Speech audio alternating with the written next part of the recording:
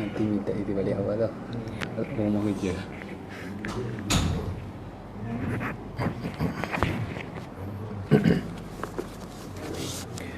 Bismillahirrahmanirrahim. Assalamualaikum warahmatullahi wabarakatuh.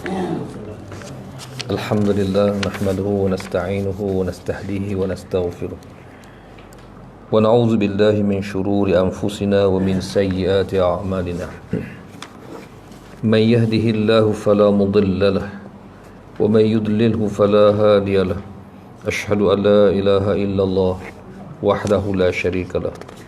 Wa ashhadu anna sayyidana wa nabiyyana Muhammadan abduhu wa rasuluh. Allahumma iftah alaina hikmataka wa anshur alaina min khazaini rahmatika ya arhamar rahimin.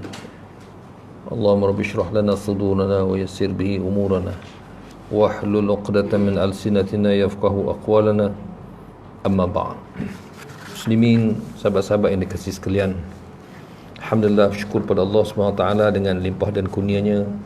Allah masih memanjangkan umur kita dan mengizinkan kita untuk melakukan ketaatan kepadanya, duduk berjemaah di musalla atau surau ini, dan mudah-mudahan hari ini insya-Allah kita berpeluang untuk mendengar lagi beberapa hadis Nabi SAW melalui kitab yang kita baca ni, kitab Riyadhus Salihin jilid yang pertama. Dan hari ini insya-Allah kita masuk bab yang ke-34, iaitu babul wasiyati bin nisa, bab berwasiat kepada kaum wanita. Maksud daripada berwasiat kepada wanita ni iaitu Nabi SAW mengingatkan kepada kita tentang tuntutan untuk kita berlaku baik kepada wanita. Yang ini merujuk kepada isteri, merujuk kepada isteri lah. Itu dia, secara umumnya kepada isteri. Itu dia. Baik, jadi kalau kita lihat bagaimana Allah SWT mencipta bagi makhluk anak Adam ni pasangan, laki-laki pasangannya wanita, dan mereka saling perlu memerlukan, sehingga Allah Ta'ala membahasakan dalam Al-Quran, kata hunna libasul lakum wa antum libasul lahun. Mereka adalah pakaian bagi kamu.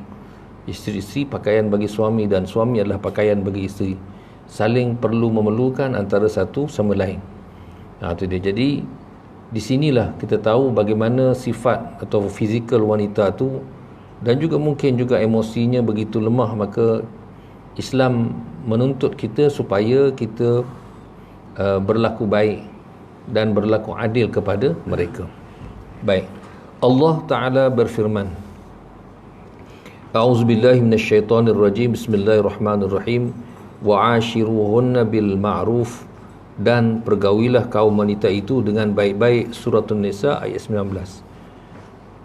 Allah SWT menyuruh para suami untuk berlaku baik kepada isteri dia. Maknanya mengikut hak yang sepatutnya dia dilayan, tidak melayannya seperti kita kata seperti Arab jahiliyah, yang meletakkan wanita itu di tempat yang begitu rendah, sama dengan benda atau barang. Ataupun mungkin hari ini layanan itu kita tidak ikut acuan daripada agama, tetapi kita mengikut acuan daripada barat. Ini pun tak betul juga kan. Layan juga tapi dia bagi bebas, ikut suka kau lah, nak buat apa pun buatlah. Gitu. Itu pun tak betul. Maknanya bila sebut Allah kata gaullah mereka dengan baik, maknanya kita memenuhi piawaian yang telah ditetapkan oleh Allah Ta'ala. Kalau kita tak ikut itu, maknanya tak baiklah tu. Tak baiklah tu.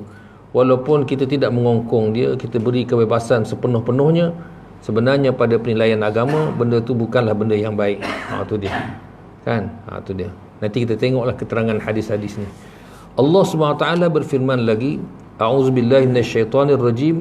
Walan tastati'u an ta'dilu bainan nisa'i walau harastum fala tamilu kullal mail fatadharuha kal mu'allaqah wa in tuslihu wa tattaqu fa innallaha kana ghafurar rahima.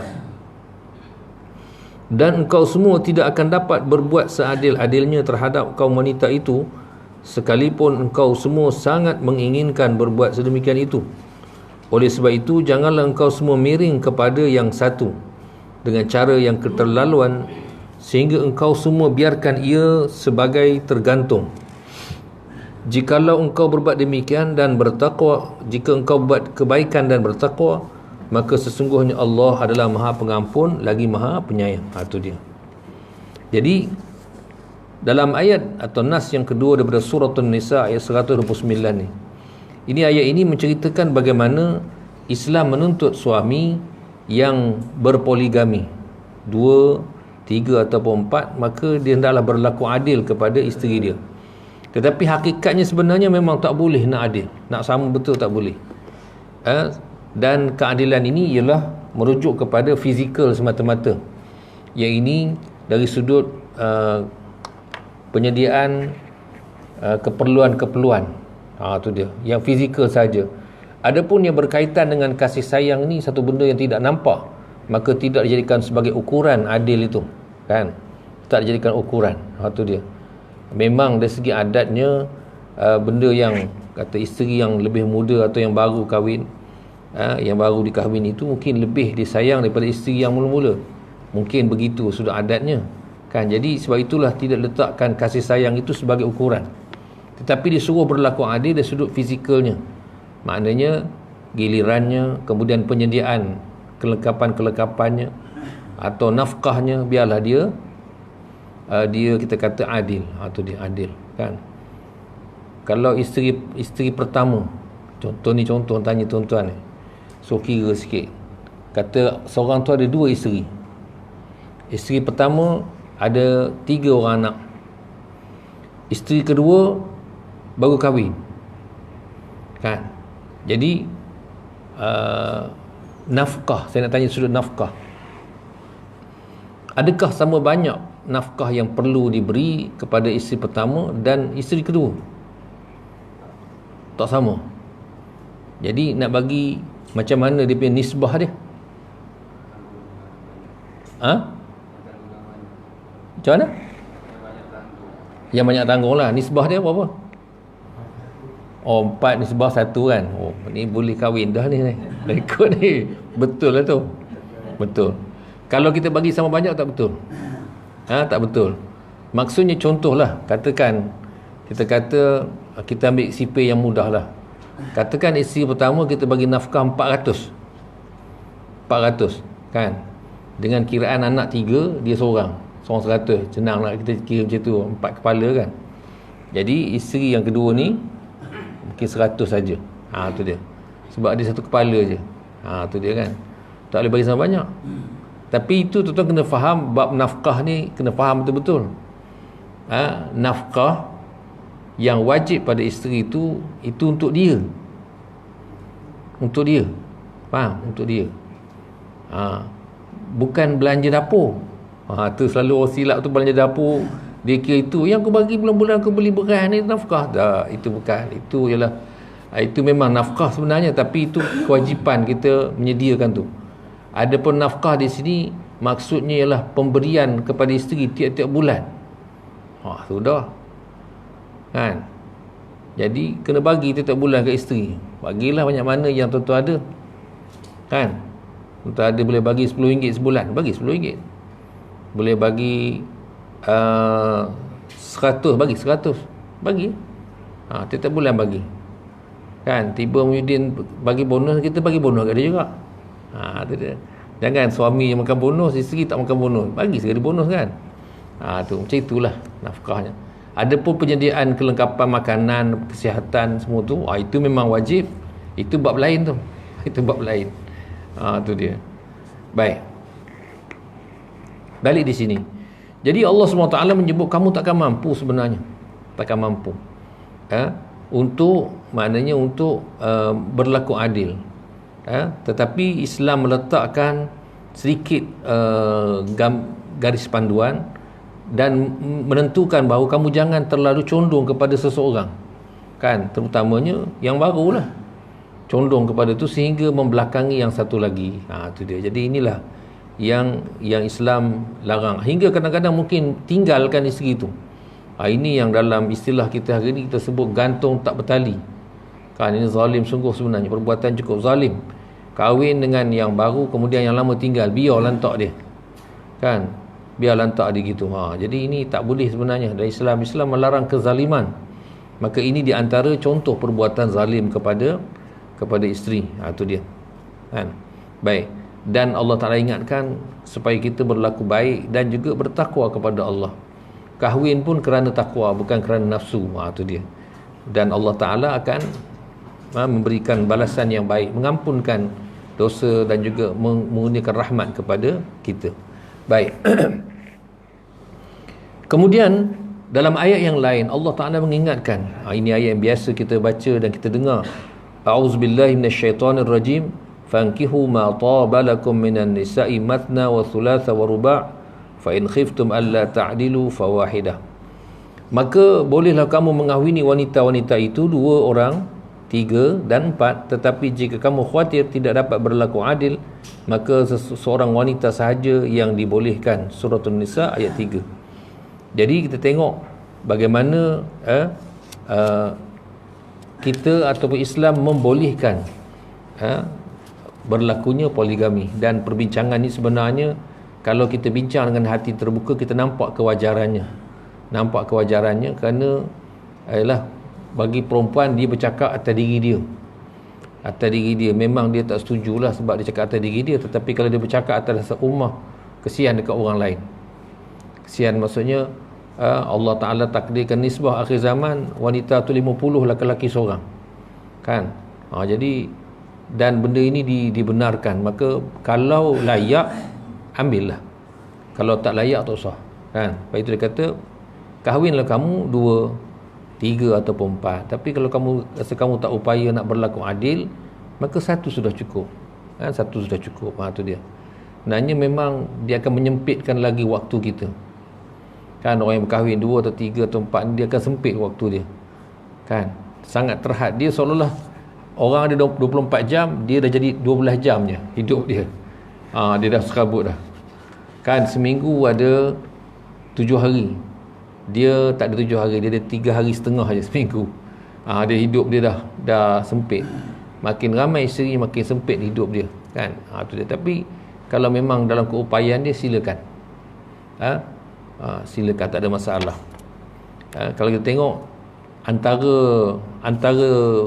kita kata hikmah dibolehkan poligami ini, selain daripada urusan-urusan yang kita kata seharian, bab tadi nak membantu dan sebagainya, sebenarnya nak membenteras amalan masyarakat jahiliah yang mereka ini beristeri sehingga sampai puluhan orang. Dia kahwin bini dia sampai 10 orang atau lebih daripada itu. Kan? Jadi dia macam ayam pula. Kan ayam bila berjalan jantan seekor, belakang ikut 10 ekor, 9 ekor, semua bini dia. Janganlah ada orang usik seekor pun, dia hambatnya. Jadi orang Arab jahiliah tu macam itulah. Jadi bagaimana Islam nak menunjukkan kehebatan agama ni dan nak membanteras sistem perkahwinan jahiliah ni, maka Allah Ta'ala mensyariatkan dan membolehkan perkahwinan sehingga 4. Tu dia, perkahwinan sehingga 4. Tu dia. Jadi kalau ada agama lain petikai, kan, dia kata agama kamu ni agama hipokrit je, kan. Cerita je, konon-kononnya monogami, tetapi mereka membenarkan zina, mereka membenarkan perempuan simpanan, kan. Tu dia, itulah realiti mereka.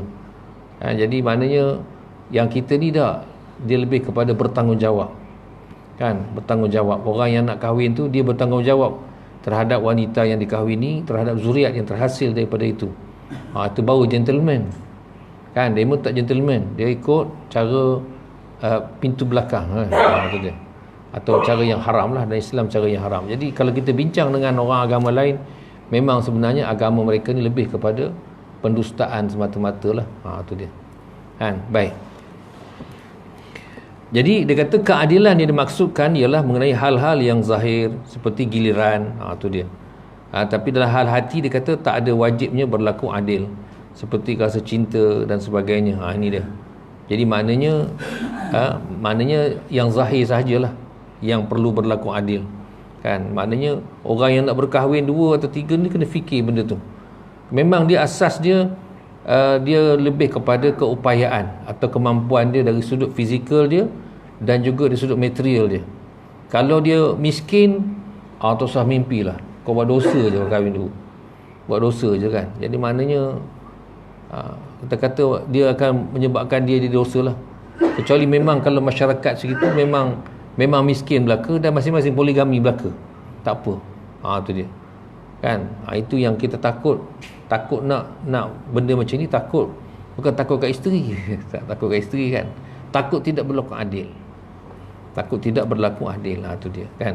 Itu ya. Semuanya akan ditanya oleh Allah Subhanahu wa taala. Tu dia.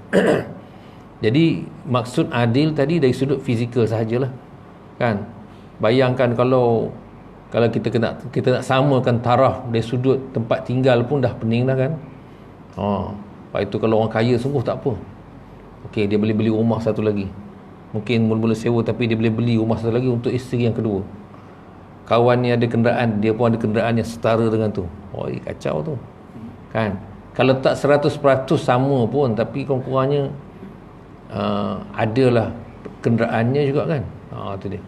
Maknanya nak menyamakan sudut fizikal ni pun dah cukup, situ pun dah cukup pening dah. Tu dia. Baik. Jadi mana itulah yang dimaksudkan dengan keadilan dalam Islam. Tu dia. Baik, apa yang berlaku kepada Nabi sallallahu alaihi wasallam? Nabi sallallahu alaihi wasallam kita tahu berkahwin, ada menyebut sejumlah 12 orang. Sekurang-kurangnya 12 orang. Bahkan ada mengatakan, ada ulama kata lebih daripada itu, 12 orang. Bayangkan bagaimana Nabi nak menguruskan. Kalau kita kata 12 tu tolak ada 1 atau 2 orang. Khadijah binti Khuwailid meninggal kan. Jadi mungkin 11 orang. Nak menguruskan 11 orang tu, Masya Allah. Ini kita kata kenapa Nabi SAW dibolehkan berkahwin lebih daripada 4. Tu kita kena tahu bahawa menjadi satu ialah kelebihan bagi Nabi SAW. Dia kelebihan dia. Allah Ta'ala benarkan Nabi SAW berkahwin lebih daripada 4. Yang kedua, kita kata kebiasaan orang Arab ni, mereka ni perlu ada pertalian darah dengan mereka baru dia boleh terima ataupun tidak memusuhi kerja-kerja yang dibawa oleh Nabi SAW. Dia kalau tak ada hubungan saudara, kau jangan buat pasal. Mereka ni sangat kuat asabiyah dia. Semangat puak dia kuat sungguh. Faham? Mari kau Jawa, bukan. Dia tak layan dah. Jadi nak Jawa kena nikah dengan orang Jawa dulu. Baru boleh datang. Macam itulah maksudnya. Sehingga kan ada di antara isteri Nabi SAW itu adalah orang Yahudi. Ada orang Yahudi kan. Maknanya barulah kabilah itu mungkin agak, mereka tidaklah begitu ketara memusuhi Nabi SAW. Sehingga Nabi SAW diejek atau dihina. Dia kata, tengok tu, mereka mengejek isteri Nabi SAW yang Yahudi, Saudah tu namanya. Dia ejek tu, kamu ni orang Yahudi tu gitu kan. Tu dia.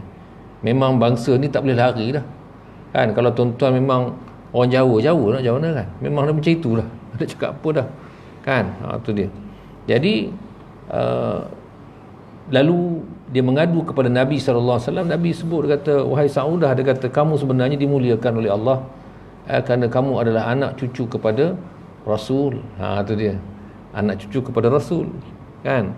Sebab kita tahu di kalangan Rasul-Rasul yang ramai itu kebanyakan daripada jalur Nabi Ishaq alaihissalam. Daripada situlah keturunan Yahudi turun kan. Maknanya kamu adalah keturunan daripada Nabi Allah Musa, Nabi Allah Isa alaihissalam. Dan kamu adalah isteri kepada Rasulullah. Nabi kata kan. Jadi apa yang kamu nak rasa hina diri kamu? Tak ada apa pun. Orang nak mengutuk je kan. Orang nak mengutuk je. Jadi maknanya itulah kaedah nak mendekati sesuatu kabilah itu tidak lain dan tidak bukan melalui perkahwinan. Dan perkahwinan ini diwahyukan oleh Allah SWT.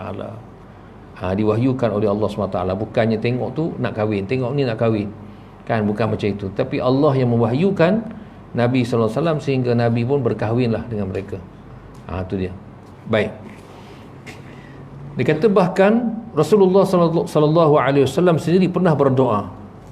Nabi berdoa, Allahumma hadha juhdi fima amliku wala taqata li fima tamliku wala amliku. Ya Allah, inilah daya upayaku yang dapat kumiliki, yakni dalam berlaku adil terhadap para isteri. Saya tidak kuat memiliki sebagaimana yang engkau miliki, dan hal itu memang tidak saya miliki atau saya tidak akan dapat melaksanakannya. Jadi Nabi SAW berdoa kepada Allah minta keampunan atas ketidakupayaan baginda untuk berlaku adil terhadap para isterinya. Hanya serah kepada Allah semata-mata. Itu dia kan, itu dia. Maknanya ini nak tunjuk begitu sukarnya untuk berlaku adil kan, itu dia. Jadi kita tak boleh, apa yang berlaku kepada Nabi SAW itu adalah keistimewaan baginda, dan kita tak boleh petikaikan sebagaimana kita petikaikan orang lain. Dah tahu tak boleh adil, kahwin banyak. Kalau orang lain tak apa cakap, tapi Nabi SAW minta maaf. Nabi, para sahabat, kita tak layak nak komen macam itu, tak layak kan, sebab kita tidak berada di situ pada waktu itu, kita tidak hidup di zaman itu kan, kita tidak hidup zaman tu. Itu dia. Sebagaimana orang bangkitkan tentang bagaimana Nabi SAW berkahwin dengan Aisyah radhiyallahu anha ketika Aisyah berusia 6 tahun dan bersama dengan Aisyah ketika berusia 9 tahun. Ini yang orang orientalis duk main ni. Hari ni kan ada istilah apa nama, apa ke nama tu istilah tu kan, yang orang suka pada budak-budak ni. Apa? Dia itulah jenis itulah kan. Jadi mereka menyebut atau memburukkan Nabi SAW dengan istilah tu. Tu kan. Hak dia berjudi, berzina tu dia tak cerita buruk, dia cerita Nabi kita. Kan? Tak layak kita nak sebut kerana kita tidak berada di situ pada ketika itu, dan kita bukan hidup di zaman itu. Bukan hidup zaman tu. Kan? Kalau nak komen Nabi, padan-padan lah. Kan, padan-padan. Bagi kita orang Islam, kita tidak boleh komen apa yang berlaku kepada Nabi SAW. Boleh kita cari hikmah saja. Komen Nabi, kamu siapa kamu nak komen kan. Tu dia.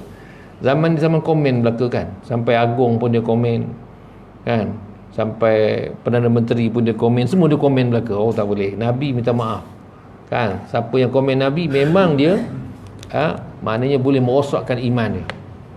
Tu dia, merosakkan iman dia kan. Tu dia. Baik, jadi Nabi SAW bermohon kepada Allah supaya Allah Ta'ala tolong, kerana Nabi SAW kata, tak, aku sendiri pun tidak memiliki atau keupayaan untuk berlaku adil. Tu dia, melainkan kalau Allah Ta'ala tolong. Tu dia. Baik, sebab sebenarnya bila dah ramai begitu, tu dah bayangkan macam mana nak atur gilirannya kan.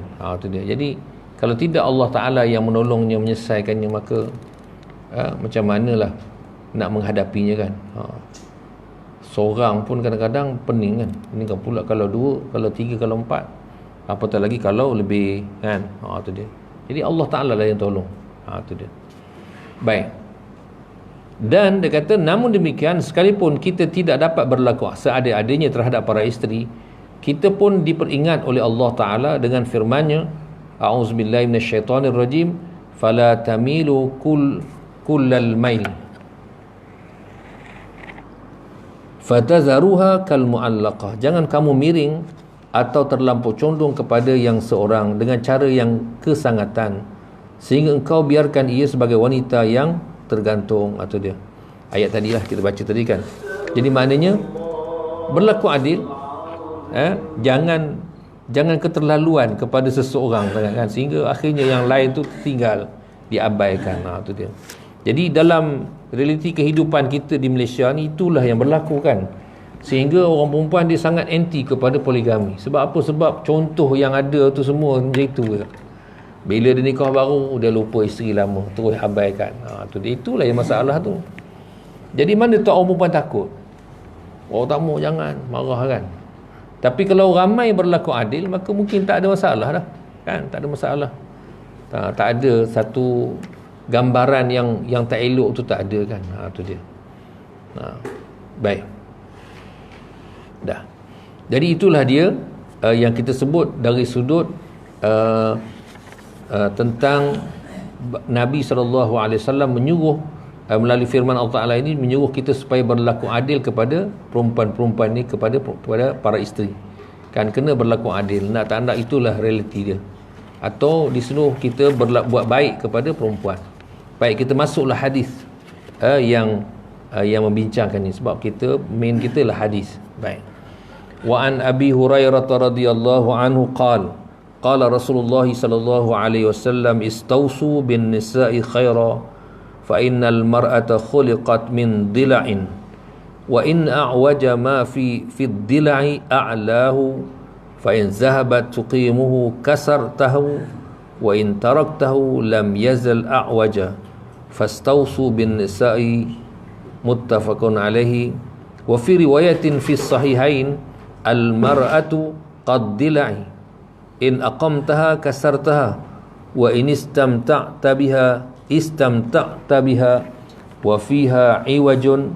Wa fi riwayatin li muslimin innal mar'ata khuliqat min dila'in lan tastaqima laka ala tariqatin fa in istamta'ta biha wa fiha iwajun wa in dhahabat tuqimuha kasartaha wa kasruha talaquha.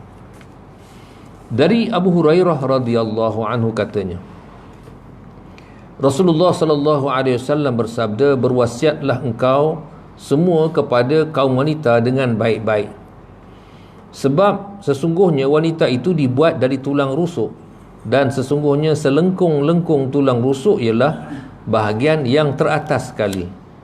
Maka jikalau engkau mencuba meluruskannya, maka engkau akan mematahkannya, dan jikalau engkau biarkan sahaja, maka ia akan tetap lengkung selama-lamanya.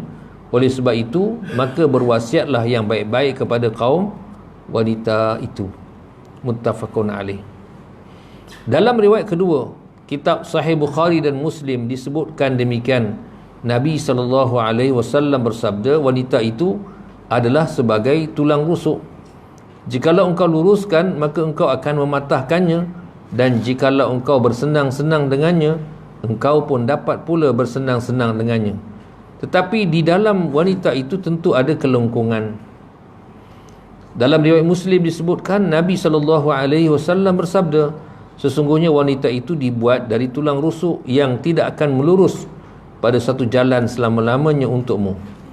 Maka jikalau engkau bersenang-senang dengannya, dapat pula engkau bersenang-senang dengannya. Tetapi di dalam wanita itu ada kelengkungannya, dan jikalau engkau luruskan ia, maka engkau akan mematahkannya, dan patahnya itu akan menceraikannya.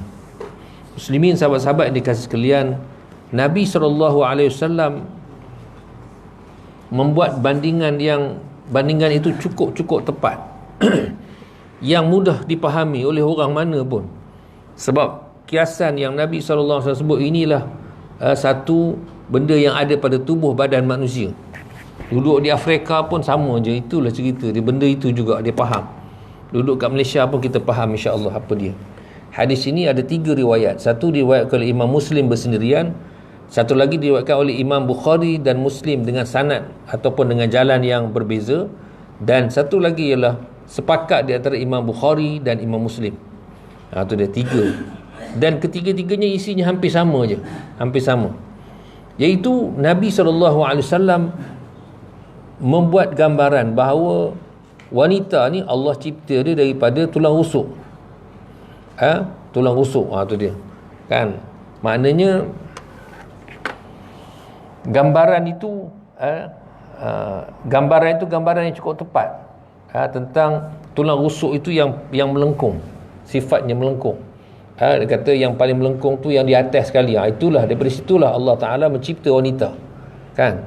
Di sebahagian daripada yang ada dalam tubuh lelaki, iaitu tubuh Adam AS. Kan? Jadi daripada situ Nabi SAW buat satu kiasan. Dia kata, perempuan tu macam itulah, macam tulang rusuk tu, dia bengkok. Yang kita jumpa tadi, kelengkungan tersebut bengkok. Kan? Kalaulah suami tadi dia biarkan, dia tidak meluruskannya, atau dia buat tak tahu je, maka selama-lamanya tulang itu dia akan bengkok. Bila bengkok tu maknanya tak betul lah tu, tak betul.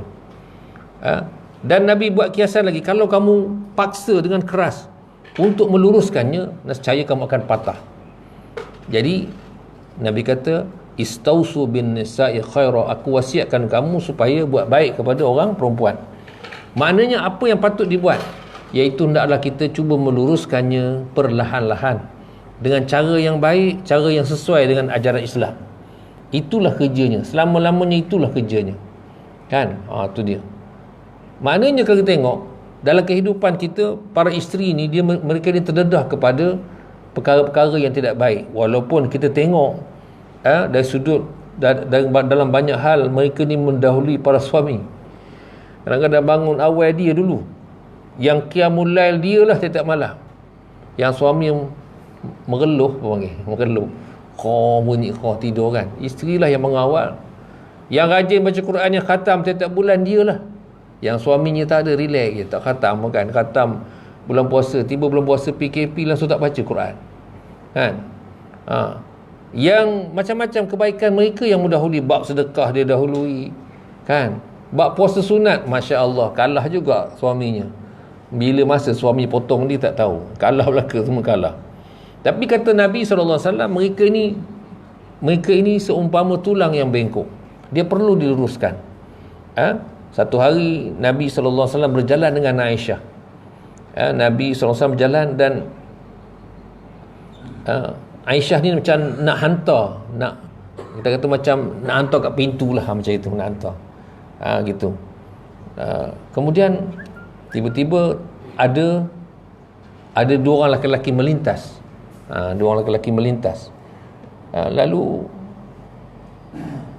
bagaimana Nabi SAW ini menegur Aisyah. Dia kata, Aisyah, kamu ni kenapa ni? Nampak macam lain macam kan? Lalu tanya, adakah syaitan kamu telah menguasai kamu? Itu dia. Mungkin Nabi perasan dalam hati Aisyah ni ada satu prasangka terhadap diri baginda. Lalu itu Nabi kata, yalah, bila tengok lain sikit, kata, kamu ni pasal apa ni? Pelik no. Gitu. Jadi dia kata, adakah syaitan kamu telah menguasai kamu? Itu dia kan. Syaitan kamu ni, syaitan kat kamu lah, Aisyah. Adakah syaitan kamu tu telah menguasai kamu? Lalu Aisyah jawab macam mana? Tengok, Aisyah ni lah kelebihan dia. Orang berilmu ni, dia jawab, dia bukan jenis emosi tau. Kita itulah yang bodohnya kita ni. Cepat cepat sentak.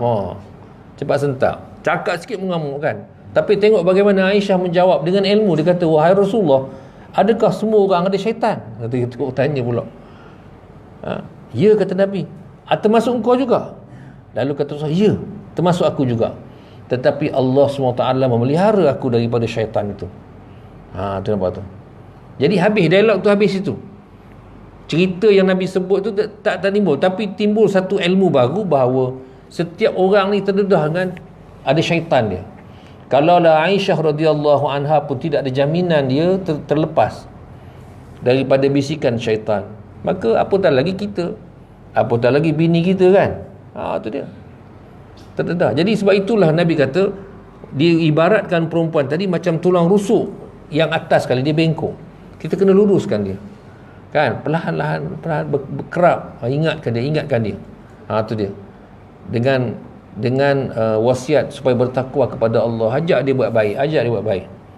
Tu dia, sentiasa kita bimbing dia. Walaupun dalam dunia kita realitinya perempuan lagi hebat pada isteri, hebat pada suami lagi, tapi kena luruskan. Inilah pesanan Nabi terhadap wanita ni. Jadi kita kadang-kadang kita hanya fokus kepada keluarga kita tak tengok wanita yang luas di luar sana. Ini kerja kita sebenarnya, nak mengingat dan membetulkan mereka. Termasuklah anak-anak kita yang perempuan kan. Kita bekalkan mereka dengan bekalan yang secukupnya untuk mereka keluar kan. Sebab hari ni perempuan dia memang keluar kan. Dia belajar, dia habis belajar, pergi sekolah pun dah keluar dah, keluar rumah kan. Kadang-kadang dia keluar juga, dia nak pergi sana pergi sini. Kadang-kadang dia sambung belajar di universiti, dia keluar.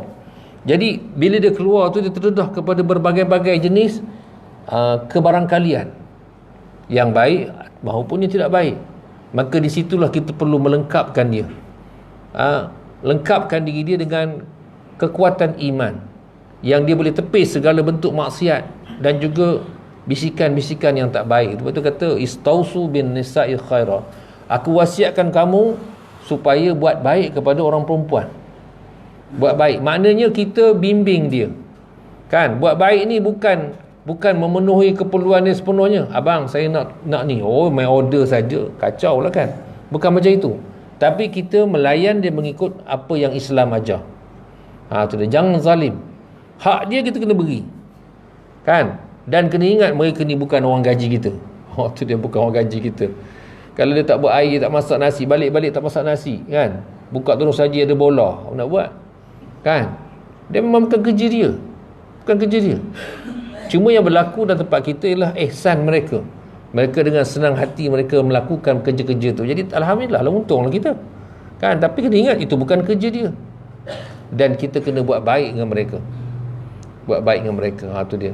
Sebab mereka ini bila dah menjadi isteri, mereka terdedah, mudah ditindas dan dizalimi oleh suami. Mudah. Kadang-kadang suami ambil kesempatan kepada isteri dari sudut hartanya.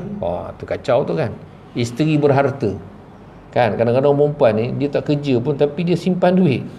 Macam mana dia simpan duit kan? Lelaki dia kerja ada gaji tapi tak cukup gaji dia. Apatah lagi kalau wanita yang berkerjaya. Kan, dia memang ada duit dia. Jadi duit dia lah. Nak macam mana? Kan? Siapa suruh kahwin dengan orang kerja? Tak. Tu duit dia lah tu kan. Kalau cemburu sebab isteri banyak duit, kahwin dengan orang tak kerja. Kan? Memang confirm dia tak ada duit. Dia tak kerja. Ini isteri bekerja, memang dia ada duit. Itu hak dia. Hak dia. Kalaulah patut tuan-tuan nak ambil, nak minta pun, minta dengan cara yang baik, yang dia beri dengan ikhlas hati dia. Bukan dengan kita yang menentukan begini tak. Itu namanya zalim. Kalau kita yang menentukan dan memaksa dia untuk mengeluarkan bayaran-bayaran, sebab itu hak dia. Itu dia. Apatah lagi memang kadang-kadang bila dia begitu dapat tu, dia mungkin nak beri kepada keluarga dia, adik-beradik dia kan. Kita bimbing dia, kamu dapat banyak ini, kamu jangan lupa tu bapak kamu, mak kamu, adik-beradik kamu tolong mereka ni orang-orang yang orang di belakang kamu sebelum kamu berjaya. Kita ajar dia buat baik. Itu namanya kita wasiatkan dia. Kan? Wasiatkan dia dengan benda-benda yang macam itu supaya dia terdidik untuk rajin bersedekah. Kan? Jadi mudah juga suami nak zalim, nak ambil duit dia. Mudah saja kan. Jadi itu Nabi kata, aku wasiatkan kamu buat baik kepada wanita tadi. Maksudnya ialah kita jangan zalim dia, jangan ambil hak dia. Hak dia. Kan?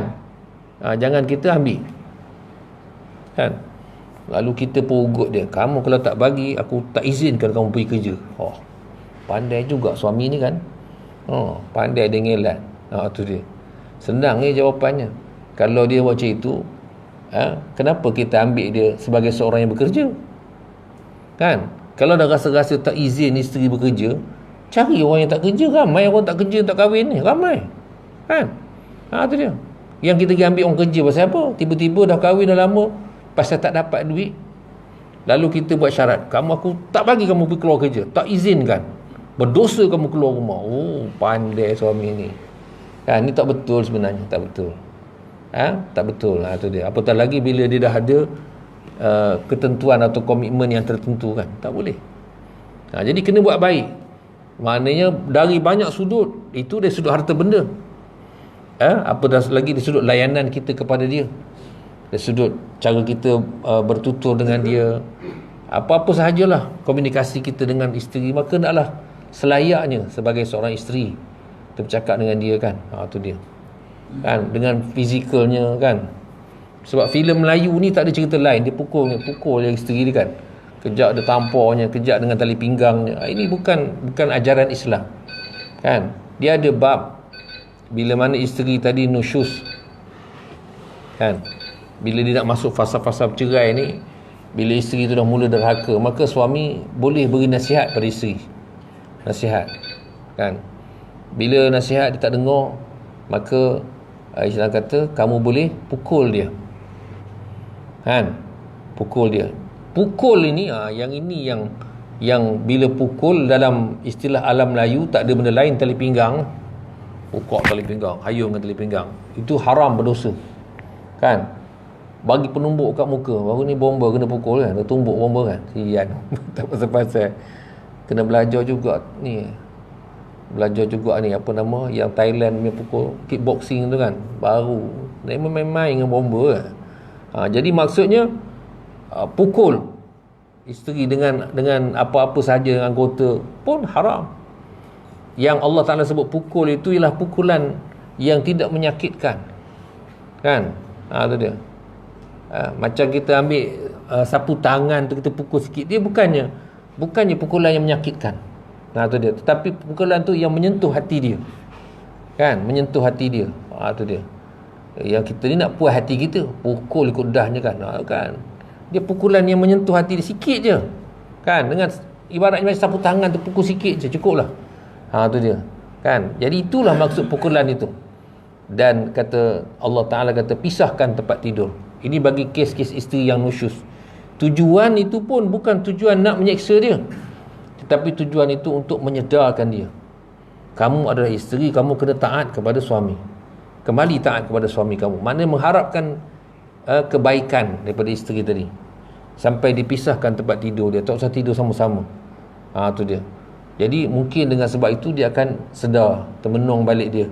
Dan akhirnya kalau mereka buat baik, Allah Ta'ala kata kamu kena terima mereka, layan mereka dengan baik, jangan cari sebab. Tu dia.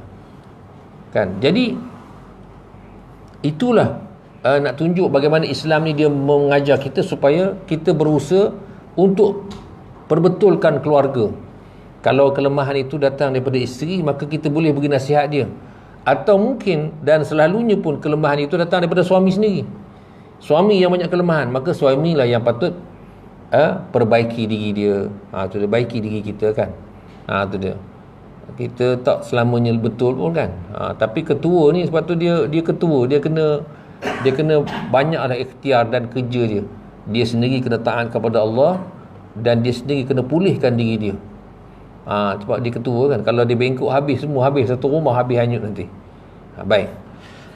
Jadi Nabi SAW kiaskan dalam kes suami terhadap isteri tadi, iaitu yang isteri ni dia macam tulang bengkok. Kita kena perbetulkan, luruskan dia, tetapi bukan dengan cara yang keras. Kalau kita gunakan kekerasan, pakai hukum tentera dalam rumah kan, pakai sistem tentera, kalau gitu akhirnya dia kata tulang yang bengkok itu akan patah. Maksudnya rumah tangga tu akan habis kan. Mungkin kita kata seseorang yang berkahwin dengan seorang wanita dan dia tak tahu latar belakang wanita tadi, atau mungkin dia bermaksud nak membaiki, membetulkan wanita tu kan. Lalu dia kahwin dengan wanita tu, dan bila tengok banyak benda dia nak ajarnya, banyak benda usaha dia kena buat, maka buatlah. Itulah tanggungjawab kamu kan. Takkan nak senang je nak kahwin dengan, ikut Nabi kata ada 4 syarat. Saya nak syarat 4 ni semua ada. Kenyang betul lah kamu kan, senang je kan. Tu dia. Jadi mungkin orang ni orang yang kurang agama, maka kerja kita lah didik dia. Didik dia, betulkan dia. Maka dalam proses mendidik isteri ni atau membetulkan kesalahan-kesalahan dia ini, maka kita ibaratnya kita main tarik tali lah. Ada masa kita tegang, ada masa kita lembut kan. Saya tanya budak, kita usik budak, katanya kamu ni jaga jangan pakai kasut tumit tinggi, berdosa tau. Budak betul menung. Ustaz, takkan pakai kasut tumit tinggi berdosa kan? Dia kata tak boleh pakai kasut, perempuan tak boleh pakai kasut tumit tinggi kan. Balik bagi tahu mak kamu tak boleh pakai. Dia termenung, budak-budak dia tak dipikir kan. Kenapa tak boleh Ustaz? Tanya dia, kenapa kau pakai? Kenapa orang perempuan pakai kasut tumit tinggi? Dia kata nak tinggi Ustaz. Kalau nak tinggi, dia kena pakai kasut yang tinggi dua-dua belah kan, bukan tinggi belakang kan. Dia tak nampak lagi pasal budak-budak kecil kan. Lama-lama kau balik tanya mak kau kenapa pakai kasut tumit tinggi kan. Tanya 2 minggu, tanya tak ada jawapan kan. Ada yang lupa lah. Seorang dia kata, Ustaz, mak saya kata tak boleh, berdosa. Dia kata, tu, dia faham tu kan. Itulah, kita kena betulkan lah kan. Jadi maksudnya, kalaulah kata isteri kita pakai tu, apa tujuannya tanya kan? Apa tujuannya? Itulah tujuannya tak baik kan. Tujuan tak baik. Tu dia. Jadi kalau dah tujuan tak baik, kita betulkan lah kan. Aku beli kasut baru kamu lah. Kasut yang tinggi sikit je, bukan tinggi sampai sedengkai tinggi kan. Tu dia kan. Ataupun kalau tak apa, boleh pakai kasut tumit tinggi tu dalam rumah je pakai kan. Pergi ke dapur, ketekang, pakailah kau dalam rumah. Nak ke dapur, nak ke bilik air, pakai kasut tumit tinggi. Luar rumah tu saya pakai. Boleh kan. Tu dia. Jadi maknanya kita lah yang betulkan tu kan. Betulkan dia, bagi dia faham betul-betul, insya-Allah. Sebab maknanya kita kata wanita ni dia sebenarnya dia kadang-kadang dia lebih rasional daripada lelaki. Dia mudah berubah, dia mudah jadi baik kalau betul adunan dan caranya, kan? Dia senang. Sebab itu kadang-kadang ada orang fikir bila ada anak perempuan ni, senang nak didik. Ya, betul, senang didik, tapi dia punya cobaannya berat. Berat cobaannya. Baik itu sehingga Nabi sebut dalam satu hadis, Nabi kata, siapa yang ada 2 orang anak perempuan, kemudian anak perempuan itu dia didik anak perempuan dia, kan, sehinggalah anak perempuan dia jadi yang anak yang salih, maka kata Nabi, dia dimasukkan dalam syurga. Tu dia, kan? Maknanya nak didik anak perempuan ni cabarannya besar. Masa kecil senang lah, tapi bila dah besar tu, ya Allah, kan, susah tu, susah, macam-macam cabaran dia. Lalu ada sahabat tanya, wahai Rasulullah, kalau seorang macam mana? Kalau seorang, Nabi kata kalau seorang pun masuk syurga juga, kata gitu, kan. Tu dia. Tapi syarat dia kena didik betul-betul anak dia. Anak dia menjadi anak yang baik, yang taat pada Allah Ta'ala, kan. Tu yang susah tu, kan. Jadi maknanya di sini benarlah apa Nabi kata, aku wasiatkan kamu supaya buat baik kepada wanita tadi. Maknanya kita perbetul, kita usaha bantu dia, ajar dia banyak perkara yang merupakan ketaatan kepada Allah SWT, kan, supaya dia membesar sebagai anak yang salihah. Tu dia. Sampai hari nikah kita serahlah dia pada suami dia, kan. Tapi kita didik dia tu, jaga dia tu. Tu dia, jaga sungguh-sungguh, bagi dia faham tentang agama, bagi dia boleh urus diri dia, urus semua. Maka selesai dah kerja kita, kan, selesai dah kerja kita. Tu dia, kan. Tu dia. Jadi maknanya kalau kita biarkan, maka dia akan berterusanlah macam itu, kan. Ikut dia lah, pandai-pandai dia, tak boleh kita kena pandai-pandai dia. Kita kena usahakan, tunjukkan dia jalan yang sepatutnya diikut. Kadang-kadang memang kita tahu dalam pernikahan anak-anak ni bukan semuanya berjaya, tuan-tuan. Kadang-kadang kita buat, tapi Allah tak izinkan. Tak apalah, itu rezeki kita, bahagian kita. Tapi yang penting kita usaha ke arah itu. Kan. Tu dia. Jangan jadi materialistik sangat, ukur peksa je, kan. Anak aku pandai, kata gitu, kan. Itu je ukur je. Allah kadang-kadang rusing kita tengok, kan. Dia mungkin orang yang berada, betulan cikgu pula kot, kan. Cikgu, anak pandai-pandai belaka, kan. Bolehlah anak cikgu memang pandai. Yalah, cikgu kerjanya itu je, kan. Tu dia. Anak dia pandai baca buku, cuba suruh anak dia pergi tukang, tak kerti anak dia. Anak kita baca buku tak pandai, tapi kalau bertukang, pandai anak aku, kata gitu. Suruh buat itu pandai. Jadi maknanya jangan kita ukur, kan, kejayaan dari sudut peperiksaan itu semata-mata. Kita tengok keseluruhan, kan, sesuai dengan diri kita, kehidupan kita sendiri, kan. Tu dia. Jadi yang penting kita layan mereka dengan cara yang baik. Itulah dia hakikatnya. Kalau tengok satu kisah bagaimana, contoh misalnya Nabi SAW dengan Fatimah. Bila Fatimah mengadu kepada suami dia, Sayyidina Ali radhiyallahu anhu, dia kata, wahai Ali, kata aku ni, kau boleh tolong cari tak pembantu rumah? So Ali cari macam orang gaji lah, ataupun hamba yang boleh berkhidmat.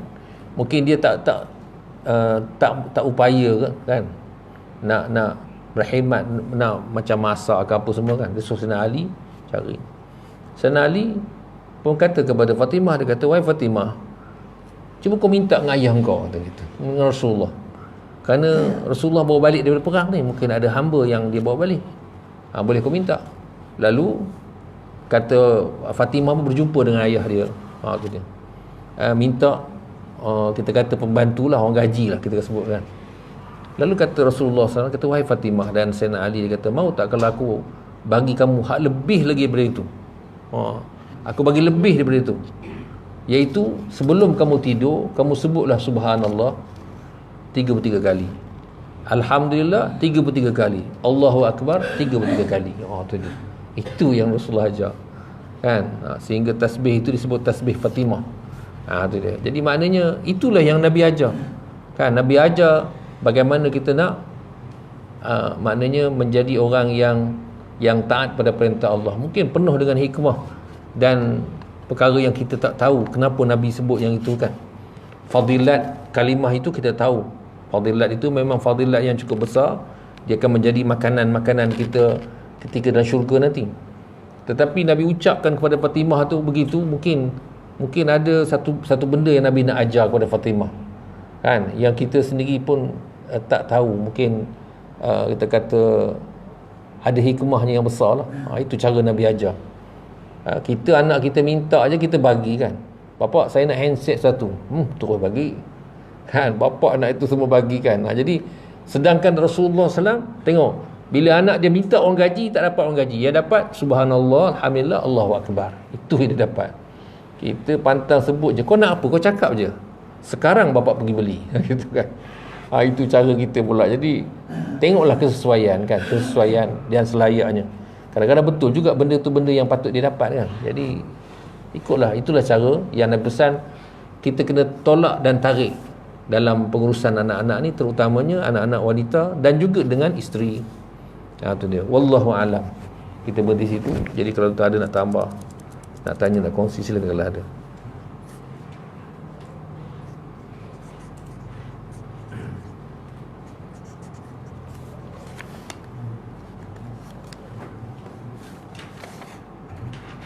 Ada? Tak ada? Tak apalah, balikkan boleh lah, minta izin kan, mana yang patut. Yang rasa nak minta izin lah. Tu dia. Okey, jadi kalau tak ada apa-apa, cukup sekali itu. Mudah-mudahan Allah Ta'ala kurniakan kebaikan kepada kita semua dan memberikan kita kekuatan dan keupayaan untuk mendidik mereka dengan baik kan. Tu dia, nak didik itu Masya Allah. Sebut senang kan, tapi cabarannya begitu besar lah. Kita kena kuatkan diri kita. Wallahu a'lam. A'udzu billahi minasyaitonir rajim. Bismillahirrahmanirrahim. Alhamdulillahi rabbil alamin. Wassalatu wassalamu ala asyrafil anbiya'i wal mursalin sayyidina Muhammad wa ala alihi wa sahbihi ajma'in. Allahumma ja'al jam'ana hadha jam'an marhuma wa tafarruqna min ba'dihi tafarruqan ma'suma wa la taj'al fina wa la ma'ana wa la man yatba'una syakiyan wa la matruda wa la mahruma. اللهم ارزقنا فهم النبيين وحفظ المرسلين وإلهام الملائكة المقربين برحمتك يا أرحم الراحمين. اللهم اجعلنا ممن يستمعون القول فيتبعون أحسنه. وصلى الله على خير خلق محمد النبي الأمي وعلى آله وصحبه أجمعين والحمد لله رب العالمين. سبحانك اللهم وبحمدك.